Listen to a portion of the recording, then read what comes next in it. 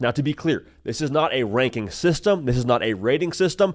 All we're doing right now is putting these teams in the Southeastern Conference into specific categories as to how we're assessing them as this sits right now heading into the 2025 season. So the first tier that we need to unpack is a tier that we like to call comparison is a thief.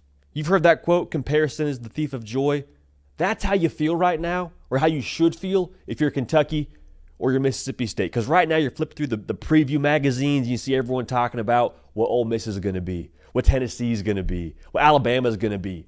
Run your race, man. Run your over-under win total, respectively. Kentucky at 4.5, Mississippi State at 3.5.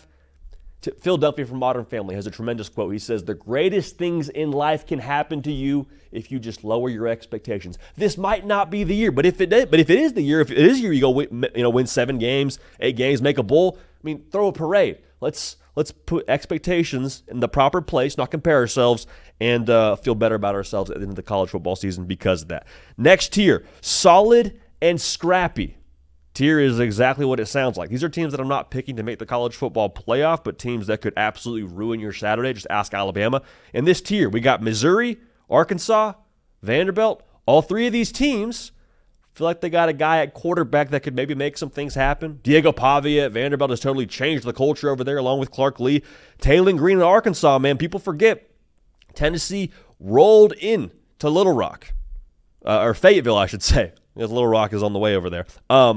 Played that Sam Pittman Arkansas team and left with an L. Like, are they going to be a team that wins the SEC? I would happen to believe that's not the case, but by the DNA of that football team under Sam Pittman, by what Taylor Green can do with his legs and giving you a complex game plan to have to work with, have to account for on defense, can make things happen for you. Bo Pribula, probably one of the greatest unknowns in the SEC, very quietly for that staff under Eli Drinkwitz playing quarterback out there. We'll see what he is. But all 3 of these teams, again, I'm probably not picking them to go win 10 games. Missouri, maybe with that schedule, gets near that mark. But at the end of the day, they're going to give you a game every single Saturday. Now, the next category is the eyes emoji category. Right? You know what I'm saying now. Whenever you fire off a text with the eyes emoji, you're a little bit unsure or maybe optimistic, or that the eyes emoji can mean a lot of things, which I guess is kind of where we land on this whole deal. All 3 of these teams, Ole Miss, Texas A&M, and Auburn, to me have a very distinct ain't no telling factor to them. Like, I have no idea what we're going to get from Jackson Arnold and Auburn this year, but if that clicks, how good could Auburn be? Better question, how many points a game is Auburn going to score? If Auburn's scoring 35, 38 points a game, make no mistake, with those weapons and Hugh Freeze calling the show, they could do that. How good is Auburn going to be? I guess that's kind of the thought you arrive at. A&M we'll talk about throughout the course of this offseason as well, and what that offense is going to be. I've told y'all, though, I love Marcel Reed. I love Colin Klein with Marcel Reed as the OC over there. I love Le'Veon Moss, one of the more underrated backs in all of college football, was killing it last year before he got hurt. Ole Miss, Lane Kiffin's got a portal class every single year where they're in a good spot to make some noise in the SEC and in the college football playoff world. Like, I know that softball may be not his strong suit. Calling an offense, getting a quarterback, that is his strong suit. So I'm just saying, all 3 of those teams, to me, have a real potential to make some noise because of their personnel, because of their roster, and also to be real because of their head coach. Ain't no telling. All 3 of those teams, eyes emoji tier for us. Now, here's another tier that I think is really specific to the SEC this year.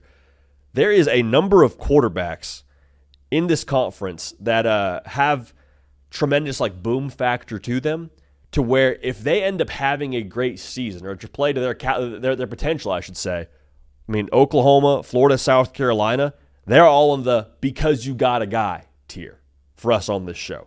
And just what I was saying, because you have a dude at quarterback at Florida, because you have a dude at quarterback at South Carolina, Oklahoma, all 3 of those teams I think have a playoff kind of ceiling because of what they could get from their quarterback. So I'm not saying they're going to make the playoff, but I am saying if they do make the playoff or they do find themselves in that spot at the end of the year, kind of on the bubble, it's not happening for South Carolina without Lenora Sellers, or for Oklahoma without John Mateer, without DJ Lagway for Florida.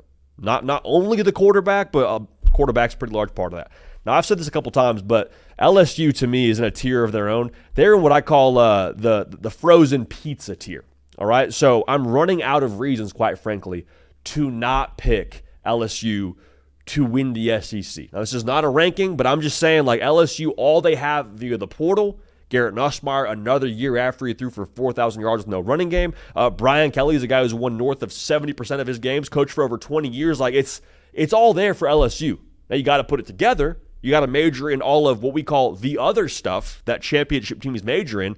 But LSU as a whole, I love the way that they're built from a roster level. I understand there's some new pieces you're breaking in. But if it all clicks, if it all fits, that frozen pizza looking better and better as we get further into this offseason. Now, another tier that has to be discussed, though, the don't forget about us tier. As we move into this offseason, it's very funny. It feels like the buzz around a Tennessee and a Alabama is maybe less than it has been. Feels like maybe it's less than it should be. Alabama, if they get a dude at quarterback, now make no mistake, I'm not saying a serviceable dude. I'm not saying a guy who can manage the game for you. I'm talking about if you get a real plus at quarterback, whether that's Ty Simpson, Keelan Russell, Austin Mack, whoever it is, if they have a plus at quarterback, they will be a playoff team. Defense is good enough. Weapons are good enough.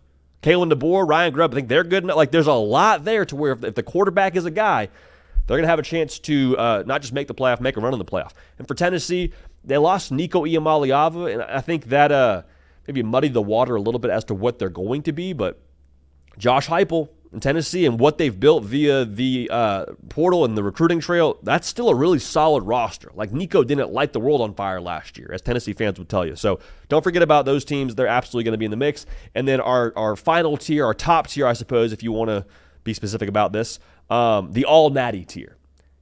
It's about a national title for Georgia and Texas. It is, man. Like, I know you have a new quarterback for both those schools, but with what you have built via what I just said for Tennessee, how they've recruited, specifically with Texas and Georgia the last couple of years. I mean, Kirby Smart's had a top 10 or a top 3 class, I should say, going now on his 10th season. Texas just wrapped up the number 1 class in America this most previous cycle, and they've had multiple top 5 classes since Steve Sarkisian's been there. The pedigree of the coaching staff, most specifically their head coach, Kirby Smart, you would say, is the best coach in the sport right now. Steve Sarkisian probably entering into that top 3 category in the sport right now. It's all there for those teams to be in contention to go compete for a national championship. If Georgia doesn't win the national championship this year, folks in Athens will say, wasn't good enough. Same deal for Texas. If you need more proof of that, go look to what has happened the last couple of seasons for both those schools. Georgia won the SEC last year.